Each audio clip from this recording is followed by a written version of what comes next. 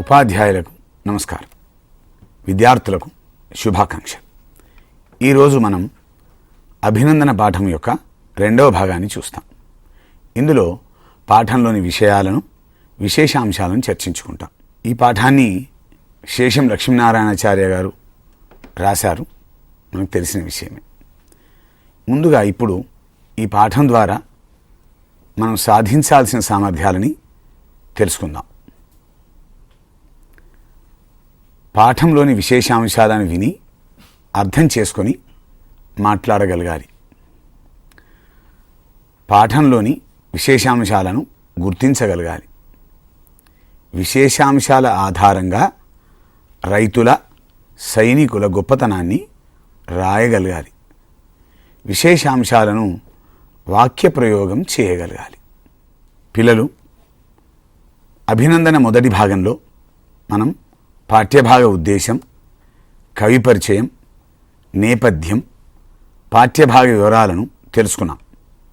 ఇప్పుడు పాఠంలోని విషయాల్ని, విశేషాంశాలని తెలుసుకుందాం. ముందుగా ఆ గేయాన్ని మనం వింటూ చూద్దాం.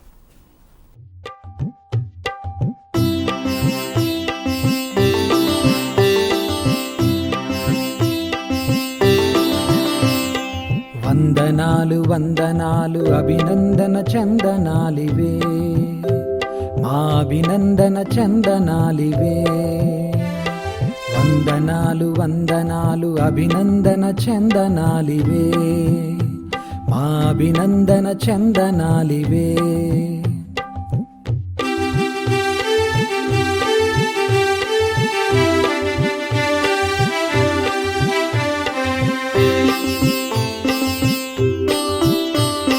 శ్రమదాచని హాలికులకు, తలవంచని సైనికులకు, శ్రమదాచని హాలికులకు, తలవంచని సైనికులకు, భరతమాత పురోగతికి ప్రాతిపదికలగు గనులకు వందనాలు వందనాలు వందనాలు వందనాలు అభినందన చందనాలివే, మా అభినందన చందనాలివే.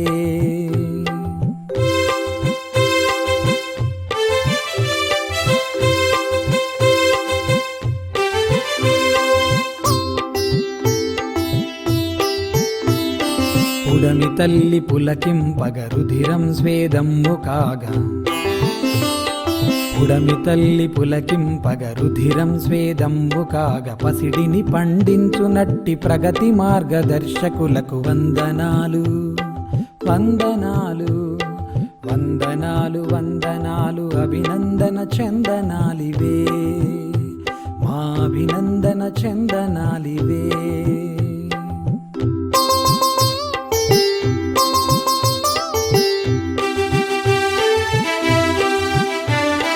కంటికి కను రెప్పలాగా, చేలు చుట్టు కంచెలాగా, కంటికి కను రెప్పలాగా, చేలు చుట్టు కంచెలాగా, జన్మభూమి కవచమైన ఘనవీరులు జవానులకు వందనాలు వందనాలు వందనాలు వందనాలు అభినందన చందనాలివే, మా అభినందన చందనాలివే.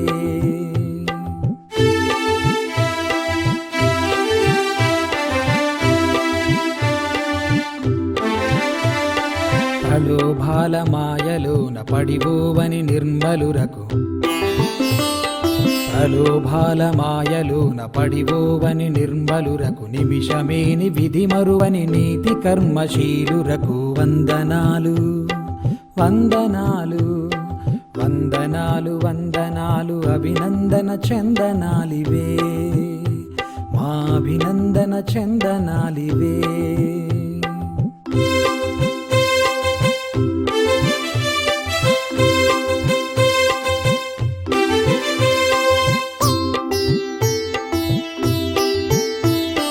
అవిశ్రాంత సేద్యంతో ఆకలి మంటలను ఆర్పి, అవిశ్రాంత సేద్యంతో ఆకలి మంటలను ఆర్పి, దేశభక్తి ఖడ్గంగా శత్రుమూకలను దున్మి, దేశభక్తి ఖడ్గంగా శత్రుమూకలను దున్మి దేశకీర్తి బావుటాను ఎగరేసిన ఘనజనులకు దేశకీర్తి బావుటాను ఎగరేసిన ఘనజనులకు వందనాలు వందనాలు వందనాలు వందనాలు అభినందన చందనాలివే మా అభినందన చందనాలివే మా అభినందన చందనాలివే. పిల్లలు గేమ్ విన్నారు కదా, చూసారా? అందులో ఎవరెవరు కనిపించారు, ఎవరెవరి గురించి చెప్పబడిందో మనం తెలుసుకున్నాం కదా.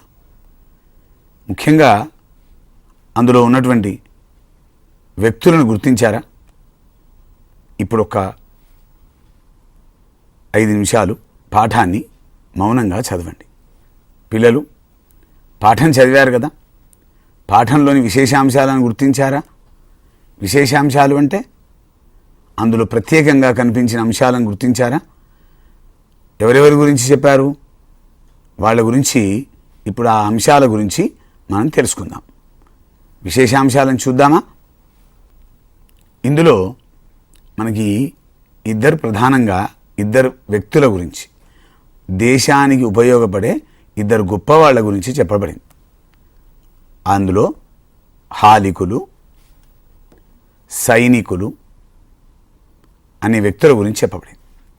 వాళ్ళ లక్షణాలలో శ్రమదాచకపోవడం, రుధిరం, స్వేదం, ప్రగతి మార్గదర్శకాలు, జన్మభూమి కవచం, ప్రలోభాల మాయ, కర్మశీలురు, నిర్మలురు, ఆకలి మంటలను ఆర్పడం, దేశభక్తి ఖడ్గం, ఈ పదాలు మనకి ఇందులో ప్రత్యేకంగా కనిపిస్తాయి. ముందుగా మనం హాలికుల గురించి తెలుసుకుందాం. హాలికులు అంటే అర్థం తెలియాలి మనకి. మీరు పట్టణంలో చూశారు, ఒక రైతు తన భుజాన నాగలి వేసుకొని ఉన్నాడు. నాగలిని ధరించి సేద్యం చేసేవాడు కాబట్టి అతనిని హాలికుడు అంటారు. ఆ హాలికుడి యొక్క గొప్పతనం ఏంటి? రేయి పగలు, ఎండ వాన చలి అని భయపడకుండా సంవత్సరంలో ఉన్నటువంటి 365 రోజులు కూడా పొలాల్లో కష్టపడి దేశానికి అన్నం పెడుతున్నటువంటి కృషీవలుడు రైతు. నాగలిని ధరించాడు కాబట్టి మనం అతన్ని ఏమంటున్నాం? హాలికుడు అంటున్నాం. ఇతని లక్షణాలలో మొదటిది శ్రమ దాచకపోవడం. శ్రమ దాచకపోవడం అంటే ఏమిటి? శ్రమ దాచడం అంటే ఏమిటి? శ్రమ అంటే తెలుసు, కష్టపడడాన్ని శ్రమ అంటాం. మనం చదువుకోవడానికి మనం శ్రమిస్తాం. ఏ ఏ వృత్తులు చేసుకునేవాళ్ళు ఆయా వృత్తుల్లో రాణించాలంటే శ్రమించాలి. కానీ వాళ్ళకి ఒక నిర్ణీతమైన సమయం ఉంటుంది. ఒక అధికారి కొన్ని గంటలు పనిచేస్తాడు, ఫ్యాక్టరీలో పనిచేసే కార్మికుడు కొన్ని గంటలు పనిచేస్తాడు. కానీ రైతు విషయానికి వచ్చేసరికి 365 రోజులలో ప్రతి నిమిషము కూడా అతను పండించే పంట మీద దృష్టి పెట్టాల్సి ఉంటుంది. అందుకనే అతన్ని రైతుని శ్రమదాచని వాడు అని ఎందుకన్నారు అంటే, ఫ్యాక్టరీలో పనిచేసే కార్మికుడికి కానీ, ఒక కార్యాలయంలో పనిచేసే అధికారికి కానీ, ఒక ఇంటిలో పనిచేసే ఒక కూలికి కానీ కొన్ని గంటల సమయం, కొన్ని గంటల వ్యవధి అతని పని పూర్తి అవుతుంది. కానీ రైతుకి అలా ఉండదు నాన్న. 365 రోజులలో ఏ క్షణము తన పొలానికి వెళ్ళవలసి వస్తుందో, ఏ క్షణం అతను పొలం దగ్గరే గడపడో కూడా అతనికే తెలియదు. అందుకని అతన్ని శ్రమదాచని వ్యక్తిగా కవి శేషం లక్ష్మీనారాయణాచార్య గారు అద్భుతంగా వర్ణించారు. అంతేకాకుండా ఆయన ఇంకొక పదం వాడతాడు, అద్భుతంగా ఇందులో మనకు కనిపిస్తుంది. రుధిరం, స్వేదం అనే పదం కనిపిస్తుంది. మనం చూస్తున్నాం, చిత్రపటంలో కూడా మీకు కనిపిస్తుంది. దేనికోసం ఎదురు చూస్తున్నాడు నాన్న? గమనించారు కదా, చినుకు కోసం ఎదురు చూస్తున్నాడు, వాన చినుకు కోసం ఎదురు చూస్తున్నాడు. ఎందుకు నాన్న? ఆ రైతు యొక్క శ్రమ, రైతు యొక్క రక్తం స్వేద బిందువుగా మారి నేలకు చేరుతోంది. మళ్ళీ ఆ బిందువే వానచినుకు రూపంలో వస్తుందన్న ఆశ రైతులో ఎప్పటికీ ఉంటుంది. వానచినుకు కోసం ఎదురు చూసి మనందరికీ ఆ వానచినుకుల ద్వారా వచ్చిన నీటిని ఒడిసిపట్టి మనకి ఆహారాన్ని అందించే గొప్ప జీవి రైతు.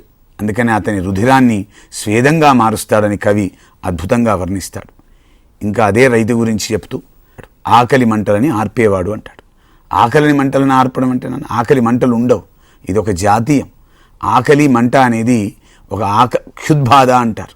కడుపులో ఆకలి అవుతుంది, కానీ అందరి ఆకలిని, అందరంటే తన కోసం పండించుకోడు రైతు. ఈ దేశంలో, ఈ ప్రపంచంలో పుట్టిన ప్రతి మానవుడికి అన్నాన్ని అందించి వాళ్ళ క్షుద్బాధని తీర్చగలిగిన గొప్ప మహానుభావుడు రైతు. అందుకని ఆకలి మంటలను ఆర్పే వ్యక్తిగా రైతుని కవిగారు వర్ణిస్తారు.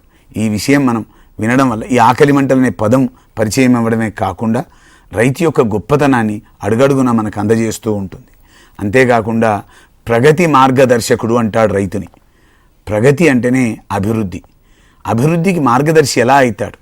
ఒక దేశం యొక్క సంపదలలో ఏ సంపద ముఖ్యమైనది అంటే, ఏ దేశంలో ఉన్నటువంటి వ్యక్తులు, ఏ దేశంలో ఉన్నటువంటి ప్రజలు ఎప్పుడైతే అన్నం కడుపు నిండా తింటారో, వాళ్ళ ఆకలి బాధను ఉండకుండా వాళ్ళు సంతోషంగా జీవిస్తారో, అటువంటి జీవనానికి పునాది ఆహారం.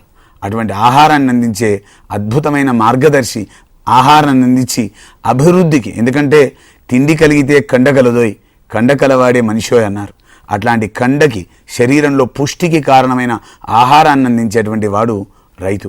అంతటి గొప్పవాడిని ప్రగతి మార్గదర్శకుడుగా మనకు కవి అభివర్ణిస్తాడు. అదేవిధంగా మన దేశానికి ఇద్దరు ముఖ్యమని అందరం ఎప్పుడూ చెప్పుకుంటూ ఉంటాం. అందులో మొదటివాడు రైతు, రెండోవాడు జవాన్. అందుకనే లాల్ బహదూర్ శాస్త్రి లాంటి మహనీయులు వాళ్ళిద్దరినీ గుర్తించి వారికంటూ నినాదం ఇచ్చారు, జై జవాన్ జై కిసాన్ అని. అందులో మనకి ముఖ్యమైన వాడు మరొకడు సైనికుడు. సైన్యంలో చేరి, సైన్యంలో ఉంటూ మనకి సేవ చేస్తున్నాడు, సేనలో ఉన్నాడు కాబట్టి అతన్ని సైనికుడు అంటారు.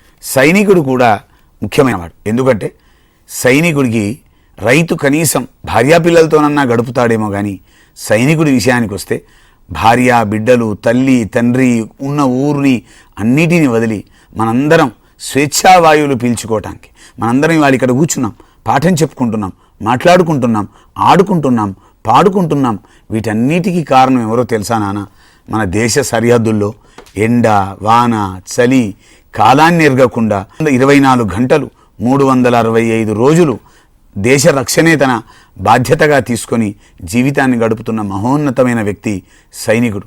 అట్లాంటి సైనికుడి పుణ్యాన్ని, అతని సేవ వలనే మనం అందరం ఇవాళ కూడా ఇక్కడ స్వేచ్ఛగా పాఠాన్ని ఆనందిస్తున్నాం, మన ఇళ్లల్లో మన అమ్మా నాన్నతో సంతోషంగా గడుపుతున్నాం. అట్లాంటి సైనికుని గురించి మనం చెప్పుకున్నప్పుడు ముందుగా సైనికుని గురించి ఒక మంచి పదం వాడతాడు ఆయన. మన సైనికుని కవచంతో, జన్మభూమి కవచం అంటాడు.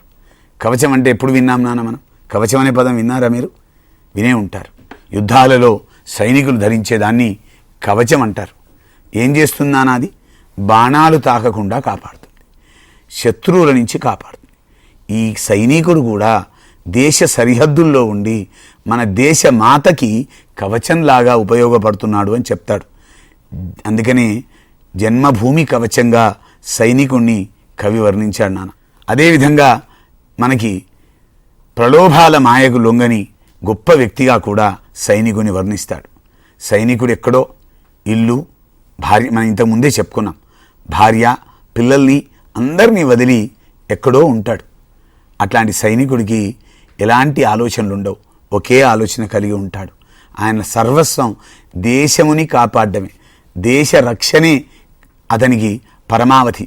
కాబట్టి దేశ రక్షణనే ఆయువుగా తీసుకున్నటువంటి, ప్రాణంగా భావించినటువంటి ఆ గొప్ప వ్యక్తిని పోల్స్తూ ఎలాంటి ప్రలోభాలకు లొంగని, ఎలాంటి మాయలకు లొంగని వ్యక్తిగా అభివర్ణిస్తాడు కవి. అదేవిధంగా వీరిని కర్మశీలురు అంటాడు. నిజంగా ఎందుకు కర్మ అంటే ఏంటి నాన్న? మనం నిర్వర్తించాల్సిన పనిని కర్మ అంటారు. మనం చేయాల్సింది చేయాలే తప్ప ఫలితం ఆశించొద్దని కూడా పెద్దల మాట మనం విన్నాం. వీరు నిజంగా కూడా సైనికులు సరిహద్దుల్లో శత్రుమూకలను ఎదుర్కొంటూ ఎప్పుడు ప్రాణం వాళ్ళది వెళుతుందో తెలియదు, ఎప్పుడు ఆనందంగా ఉంటారో తెలియదు, ఎప్పుడు ఇళ్లకు వస్తారో తెలియదు. అట్లాంటి సైనికులు నిరంతరం విధినే 24 గంటలు 365 రోజులు విధినే వాళ్ళ యొక్క శీలంగా, వాళ్ళ నడవడిగా, వాళ్ళ ప్రవర్తనగా 24 గంటలు 365 రోజులు కూడా వాళ్ళు నిర్వర్తించాల్సిన విధిని, వాళ్ళ యొక్క బాధ్యతల్ని మాత్రమే గుర్తుపెట్టుకొని వాళ్ళు వాటిని అలవాటుగా మార్చుకుంటారు. వాళ్ళకి మరో ఆలోచన రాదు. వాళ్ళ దృష్టిలో ఎంతసేపు దేశాన్ని ఎలా కాపాడమా, శత్రుముఖల్ని ఎలా రాకుండా చూడాలి, మన దేశ రక్షణ అనే బాధ్యతను తప్ప మరొక ఆలోచన వాళ్ళ దృష్టిలో ఉండకుండా వాళ్ళు చేయాల్సిన విధిని, వాళ్ళు నిర్వర్తించాల్సిన విధిని మాత్రమే దృష్టిలో పెట్టుకుంటారు. కాబట్టి వీళ్ళని కర్మశీలురుగా పోల్చాడు కవి. అదేవిధంగా నిర్మలురు అంటాడు వీళ్ళని. నిర్మలురు అంటే ఏంటన్నా, మలినం లేని వాళ్ళు, స్వచ్ఛమైన వాళ్ళు, ఎటువంటి దురభిప్రాయాలు కానీ, దురలవాట్లు కానీ, దురాలోచనలు కానీ లేకుండా దేశభక్తియే లక్ష్యంగా ఉండేవాళ్ళు. కాబట్టి వాళ్ళకి మరొక ఆలోచనే లేదు. వాళ్ళని వాళ్ళు కాపాడుకోవడం కాదు నాన్న, వాళ్ళు మనల్ని కాపాడుతున్నారు. అందుకని కవి వాళ్ళని నిర్మలురు అంటాడు. వాళ్ళ మనసులో మరొక మాట లేదు. వాళ్ళ మనసులో ఉందల్లా దేశ రక్షణే. కాబట్టి మలినం లేని వ్యక్తులుగా చెప్తారు. అదేవిధంగా వాళ్ళ దేశభక్తి ఖడ్గంగా నిలబడ్డారు వాళ్ళు అని చెప్తాడు. దేశభక్తిని ఖడ్గంగా ఉన్నారని చెప్తున్నారు. దేశభక్తినే ఖడ్గంగా అంటే ఏంటి అంటున్నానా మీకు చెప్పండి. దేశభక్తి అంటే దేశం పట్ల ప్రేమ కలిగి ఉండడం మనం అనుకుంటాం. దేశభక్తి అంటే మనం నిర్వర్తించాల్సిన విధిని సక్రమంగా నిర్వర్తించినప్పుడే మనం దేశభక్తి కలవాళ్ళుగా చెప్పబడతాం. మన విధిని ఎప్పుడైతే సక్రమంగా నిర్వర్తించమో, మన విధిలో ఎప్పుడైతే మనలో ఆసక్తి లేకపోవడమో ఉంటుందో అది దేశభక్తి కాదు నాన్న. దేశభక్తుడికి ఉండాల్సింది ఏంటంటే తను జన్మించిన ఈ భూమి మీద ఆ జన్మభూమికి చేయాల్సిన సేవలో ఎలాంటి కల్మషం లేకుండా స్వచ్ఛంగా తను చేయాల్సిన విధిని సక్రమంగా నిర్వర్తించడాన్ని దేశభక్తిగా చెప్పుకోవచ్చు. అలాంటి దేశభక్తిలో వీళ్ళకి ఎటువంటి సందేహం లేదు. కానీ వాళ్ళ బలమే దేశభక్తి. వాళ్ళు పోరాడే ఆయుధమే దేశభక్తి. వాళ్ళు పోరాడుతున్నదే దేశం కోసం. వాళ్ళలో నిండి ఉన్న ఆ దేశభక్తిని ఆయుధంగా అంటే ఖడ్గంగా మలచగలిగే శక్తి సంపన్నులు సైనికులు అని గర్వంగా చెప్తాడు కవి. హాలికుడు అంటే రైతు, అదేవిధంగా సైనికుడి యొక్క లక్షణాలని కవి చెప్పిన కొన్ని విశేష పదాల ఆధారంగా మాట్లాడుకున్నాం. కవి రైతుల గురించి కానీ సైనికుల గురించి కానీ ఎందుకు చెప్పాడు నాన్న అంటే, వాళ్ళిద్దరు కూడా మనం ఇందాక చెప్పుకున్నట్టు జై జవాన్ జై కిసాన్ అని చెప్పుకున్నాం. వాళ్ళిద్దరు లేనిదే ఏ దేశ మనుగడ లేదు. వాళ్ళిద్దరు లేనిదే మనం వ్యక్తిగా కానీ సమాజంలో ఒక శక్తిగా కానీ ఎదగలేం. వాళ్ళ సహాయ సహకారాలు, వాళ్ళ యొక్క అభివృద్ధే మన అభివృద్ధి. వాళ్ళిద్దరిని గుర్తించుకోవాల్సిన అవసరం ఉంది. అందుకే సైనికులను ఉద్దేశించి మన దేశ ప్రధాని గారు కూడా ఈ మధ్య అన్ని సభలలో చెప్తున్నారు, ఎక్కడ సైనికుడు కనబడ్డా అతనికి లేచి మనం వందనం చేద్దామని చెప్తున్నారు. ఎందుకంటే నాన్న వాళ్ళ సేవలు మరువలేనివే కాదు, మనం వాళ్ళ త్యాగాలు ఎప్పటికీ గుర్తుంచుకోవాల్సినవి. వాళ్ళ సేవల్ని మనం ఎప్పుడు కొనియాడవలసి ఉంటుంది. రైతు లేకపోతే అన్నం లేదు, సైనికుడు లేకపోతే రక్షణ లేదు. ఏ రోజైతే ఈ రెండు సమృద్ధిగా ఉంటాయో అప్పుడు ఆ దేశ అభివృద్ధికి ఆటంకం కూడా ఉండదు. కాబట్టి మనందరం నిరంతరం ఆ సైనికుడికి ఆ రైతుకి వందనం చేయడమే కాదు, మెచ్చుకోవడమే కాదు, వాళ్ళ సేవలను గుర్తించి గౌరవించాల్సిన అవసరం కూడా మనందరి మీద ఉంది నాన్న. ఈ రైతు సైనికులని మనం జ్ఞాపకం పెట్టుకోవాల్సిన అవసరం ఉంది నాన్న. వాళ్ళని నిత్యం స్మరించడం, వాళ్ళని అభినందించడం వల్లనే మన గౌరవం కూడా పెరుగుతుంది. వాళ్ళని గౌరవించడం అంటే మనల్ని మనం గౌరవించుకోవడం అని గుర్తుపెట్టుకోండి. సరేనా నాన్న? చదువుతారు కదా. ఇప్పుడు ఈ పాఠం యొక్క సారాంశాన్ని చూద్దాం. రైతులకు సైనికులకు వందనాలు. మెచ్చుకోవడం అనే చల్లని చందనాలను వాళ్ళకు సమర్పిస్తున్నాం. కష్టాన్ని దాచుకొని రైతులకు, ఎవరికీ తలవంచని సైనికులకు, దేశాభివృద్ధికి మూలాలైన ఈ గొప్పవారికి వందనాలు, అభినందనలు. నేల తల్లి సంతోషపడేటట్లుగా నెత్తురు చెమటగా మారుతుండగా బంగారాన్ని పండిస్తూ అభివృద్ధికి బాటలు చూపే రైతులకు వందనాలు. కంటికి రెప్పవలే, చేను చుట్టూ కంచెవలే, ఈ జన్మభూమి కవచం వలె ఉండి కాపాడుతున్న గొప్ప వీరులైన జవాన్లకు వందనాలు. దురాశ అనే మాయకు లోబడకుండా మంచి మనసు గల వారు నిమిషం కూడా తమ విధిని మరవకుండా నీతితో ప్రవర్తించే జవాన్లకు వందనాలు. విరామం లేకుండా పంటలను పండిస్తూ ఇతరుల ఆకలి మంటలను చల్లారుస్తూ కష్టించి పనిచేసే రైతులకు వందనాలు. దేశభక్తినే ఖడ్గంగా ధరించి శత్రు సైన్యాలను చంపి దేశ కీర్తి పతాకాన్ని ఎగరవేసిన గొప్ప వీరులకు, జవాన్లకు అభినందనలు. సారాంశం విన్నారు కదా. గేయం విన్నాం. గేయంలో రైతులని సైనికులను చూశాం. అదేవిధంగా గేయంలో ఉన్నటువంటి విశేషాంశాలని చూశాం. ఆ విశేషాంశాలని ఆధారంగా రైతు యొక్క సైనికుడి యొక్క గొప్పతనాన్ని తెలుసుకున్నాం. సారాంశం ద్వారా పూర్తి పాఠ్యాంశాన్ని అర్థం చేసుకున్నాం. ఇప్పుడు మరి మీ వంతు పని చేయాలి కదా. నేర్చుకున్న దాన్ని వచ్చిందా లేదా తెలుసుకోవాలా వద్దా? తెలుసుకోవాలంటే ఏం చేయాలి నాన్న? చదవాలి, రాయాలి. ఓకే, ఇప్పుడు మీకు కొంత గహికం ఇస్తాను. ముఖ్యంగా పాఠం ద్వారా నేర్చుకున్న విశేషాంశాల ఆధారంగా రైతుల సైనికుల గొప్పతనం గూర్చి రాయండి. కింది విశేషాంశాలను వాక్యాలలో ప్రయోగించండి. రుధిరం, మార్గదర్శకులు, దేశభక్తి, కర్మశీలురు. రుధిరంలో ధాకి మహాప్రాణం ఉండాలి. రుధిరం, ఈ 4 పదాలని మీరు సొంత వాక్యాల్లో రాయాలి. రాస్తారు కదా? అర్థమైందా? మళ్ళీ ఒకసారి పాఠాన్ని చదివి అందులోని విశేషాంశాలని గుర్తించి శ్రద్ధగా జ్ఞాపకం పెట్టుకొని సైనికులు కానీ రైతులు కానీ కనిపించినప్పుడు వారిని గౌరవించాలి, అభినందించాలి. చేస్తారు కదా? ఈ పాఠం విన్నారు కదా నాన్న? మరొకసారి మరో అంశంతో మళ్ళీ కలుద్దాం. అందరికీ నమస్కారం.